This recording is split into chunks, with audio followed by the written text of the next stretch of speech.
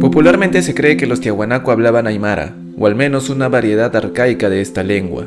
Sin embargo, los estudios lingüísticos de las últimas décadas sugieren algo diferente. Pero antes de adentrarnos en el aspecto lingüístico, pongámonos en contexto respecto a esta civilización. La sociedad tiahuanaco habitó el altiplano andino por más de 2 milenios, desde 1600 a.C. hasta aproximadamente el año 1200 de nuestra era, unos 200 años antes del surgimiento del Tahuantinsuyo. Conocemos a los tiahuanaco gracias a sus vestigios arqueológicos.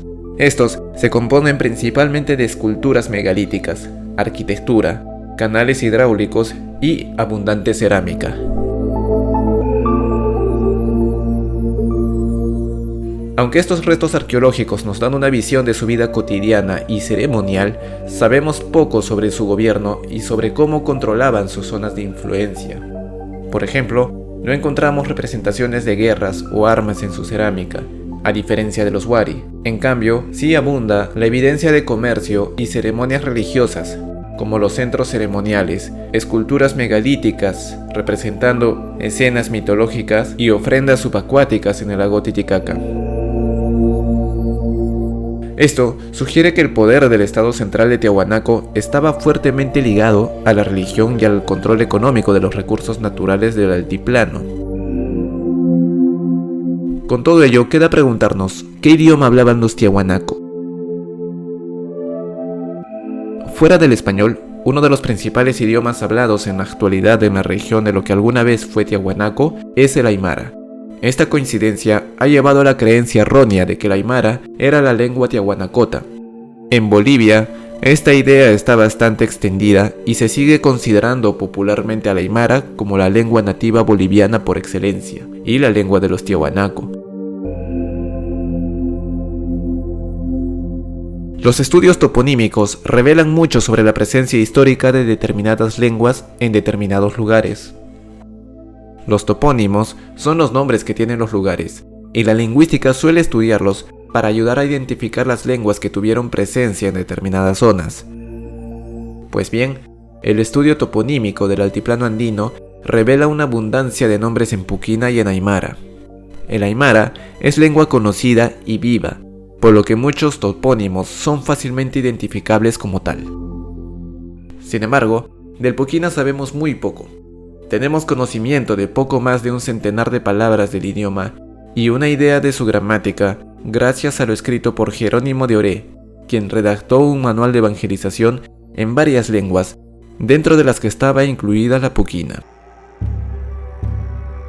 Dentro de la toponimia del altiplano, hay topónimos que claramente no son quechua ni aymara, y que además tienen sufijos o prefijos comunes que por su fonología son atribuibles al puquina.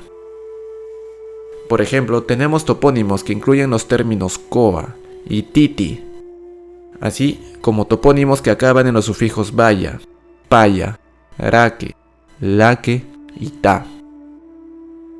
La presencia de los topónimos demuestra como mínimo la coexistencia del puquina y del aymara en dicha zona.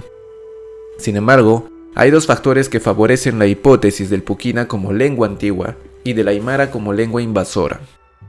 El primer factor es que los topónimos aymaras están también presentes en zonas que nunca fueron tiahuanacotas, como por ejemplo Ica, Lima y Nazca. El segundo factor es que documentos históricos revelan que la región de Ica era aymara hablante.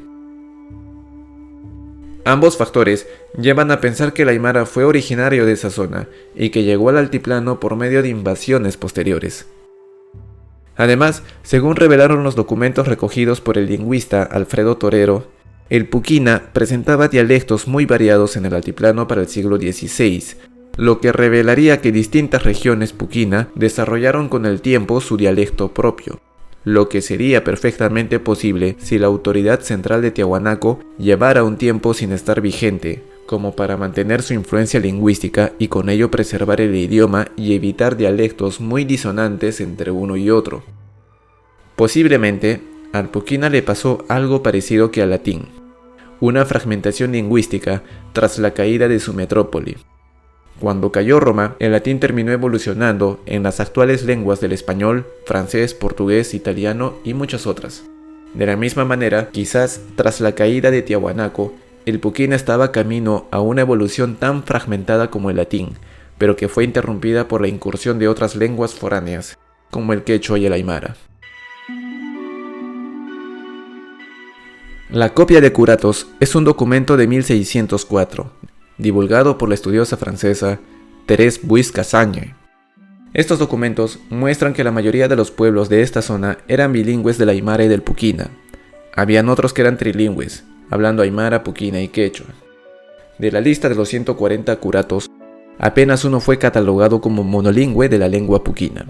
Este curato único era el que se componía de los poblados de Coata y Capachica. Con ello, se aprecia que el puquina se hallaba en proceso de extinción por bilingüismo en favor del aymara en primer lugar y del quechua en segundo lugar. Esto demuestra que la intrusión del aymara y del quechua fueron recientes y que la capa lingüística más antigua de la región corresponde al puquina. Si tenemos en cuenta ello, veremos cómo guarda perfecto sentido en pensar que el esplendor del puquina en la región altiplánica se dio en tiempos de Tiahuanaco, de modo que con seguridad esa lengua se oía hablar fuerte en el primer milenio de nuestra era, entre los años 0 y 1000 después de Cristo, no solo en el altiplano andino, sino también en zonas tiahuanacotas como Arica, en el actual Chile, o Tacna y Moquegua, en el actual Perú. Zonas que por su toponimia y por lo revelado en los documentos del siglo XVI, fueron puquina hablantes.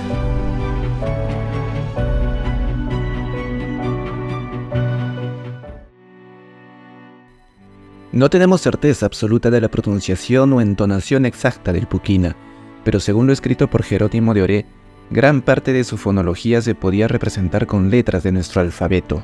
Es probable que la pronunciación que hoy creemos no esté muy alejada de lo que fue en su momento. ¿Te gustaría escuchar cómo sonaba esta lengua perdida? Pues gracias a las tecnologías de hoy, tenemos la oportunidad de hacerlo. En 1622, el quechua tuvo un hermoso canto procesional llamado Hanajpacha Cusicuinin. Ahora, imaginemos que por aquellos años se compuso también algo similar, pero en puquina. Se trata de la hipotética obra polifónica llamada Señ Iki, o Padre Nuestro en idioma puquina. Es un canto armado con inteligencia artificial, en base a la traducción de la oración cristiana que llegó a nosotros gracias a Jerónimo de Oré. Las IAs no son fáciles de moldear, pero tras muchos intentos y arduo trabajo, he conseguido un resultado que por lo menos a mí me parece convincente. Perfectamente pudo existir una obra así en el siglo XVII. Hice dos versiones, una interpretada por coro masculino y otra por coro femenino. Puedes escucharlas completas en el canal de YouTube y en Spotify de Hanan Historia y Cultura. Así que no hay excusas para ser transportado en el tiempo y conectar con la esencia de una lengua que alguna vez resonó en los corazones de tiahuanacos y de incas. Muchas gracias.